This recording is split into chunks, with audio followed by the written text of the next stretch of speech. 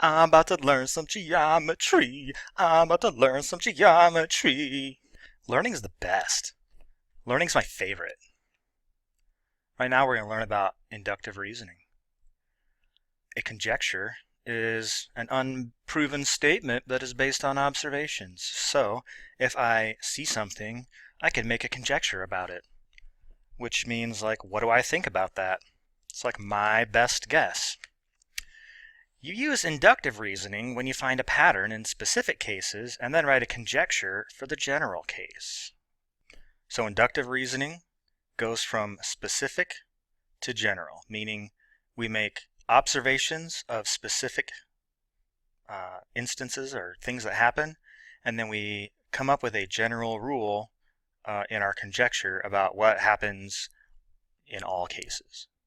So we look at real life, specific cases, we observe a pattern, and then we make a general conjecture about that pattern. What do we think? How do we try to explain that pattern we just observed? That is inductive reasoning. All right, so here's an example. Let's use some inductive reasoning. Let's see, I'm looking at some figures here, and I need to describe how to sketch the fourth figure in the pattern, and then I have to sketch the fourth figure in the pattern. Well, I got to figure out what the pattern is, right? So here I got a circle, figure 1. It's cut in half, and the top is shaded tan. And it reminds me of Pokemon for some reason.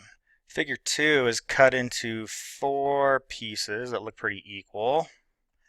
And this top left section is shaded tan. And then figure 3 is cut into 6 equal looking pieces, and the one that is it's over here on the left and above horizontal, that's the one that's shaded tan. So how can I explain this pattern? Let's see, I got a circle. Let's see, the figure number is 1. Here I got 1 diameter cutting the circle. Figure 2, here I got 2 diameters cutting the circle. Figure 3, here I got 3 diameters cutting the circle. In figure 1, I have 2 regions. In figure 2, I have 4 regions. And in figure 3, I have 6 regions. So one way to explain it would be whatever the figure number is, you're going to use that many diameters to cut the circle into twice that number of sections that are equally sized, and then you're going to shade the section just above the horizontal diameter and on the left side of the circle if there is a left side of the circle. How about that? So if I'm looking at figure 4, here's figure 4. The figure 4 leg lock.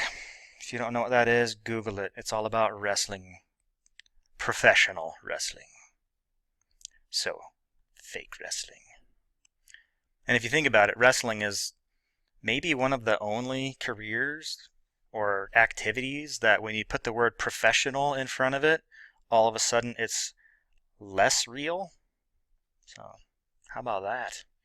All right, so figure 4, we're going to draw 4 diameters that are chopping this circle, and we draw them super straight. We do not draw junky looking diameters ever. Alright, so that looks amazing. 4 diameters that clearly and neatly cut this circle into 8 equal pie pieces, kind of like a pizza. And then this is probably the closest color I have to tan. We shade the section that's above the left horizontal dude. So how does it feel? You just witnessed inductive reasoning. We observed a pattern in specific cases. We made a conjecture about the general case, and then we applied that conjecture to come up with another specific case. So pretty neat, huh? I know you'll be writing letters to your loved ones about this one. It's life-changing. All right, let's see. Sketch the next figure in the pattern. Well, the first one, we have a circle. And then in the second one, we have a circle with 2 more circles under it. And in the third one, we have a circle with those same 2 circles under it, and then 3 more circles under it. So that in the first one, we have 1 circle. In the second one, we add a row of 2 circles down here. And in the third one, we add a row of 3 circles down there. So my conjecture is that I'm going to add a row of 4 circles for the fourth figure, and that for whatever figure, the nth figure or whatever, I'm going to add that many circles. Boom, bam, bang, boing, skadoosh. Pretty nice. Inductive reasoning for those of you keeping score at home. That's twice now. All right, so we can make a conjecture as a part of inductive reasoning. We can also test said conjecture. Let's look at this situation. Numbers such as 3, 4, and 5 are called consecutive integers. Integers because they are like whole numbers. You're counting numbers. They could be positive. They could be negative. Integers go negative, positive, 0. They include all those. Let's make and test a conjecture about the sum of any 3 consecutive integers. All right, so we're going to have to, what do we do first in inductive reasoning? We observe specific cases. And we are trying to make a conjecture about the sum of any 3 consecutive integers. So here's a specific case, 3 and 4 and 5.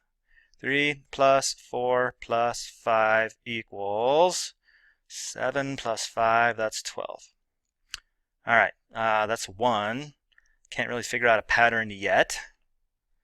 3 times 4, so maybe it's like the first one times the second one. But I don't think I have enough information yet. Let's try another one. How about 10, 11, 12? 10 plus 11 is 21. 21 plus 12 is 33. Let's see. Oh, there goes my first unfounded conjecture, because 10 times 11 is 110. That doesn't work. Let's see. Let's do another one. See if we can start to see a pattern somewhere. How about I don't want to do numbers that are too big because then I have to think too hard. How about 1 plus 2 plus 3? 1 plus 2 is 3, 3 plus 3 is 6. How about, all right, fine, I guess I have to do some big numbers. How about 49 plus 50 plus 51? Let's see, 49 plus 51, that's 100, plus 50 is 150. Have you started to see a pattern developing at all? Maybe if we look at, see, check out the middle number of each one, and then the answer for that sum on each one. Do you notice anything amazing about them? See, 12 is 4 times 3. 33 is 11 times 3.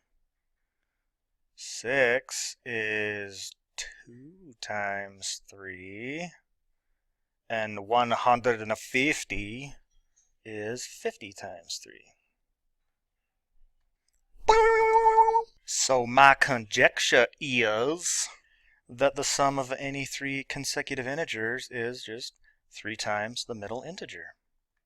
All right, now we've made our conjecture, and so we need to test our conjecture.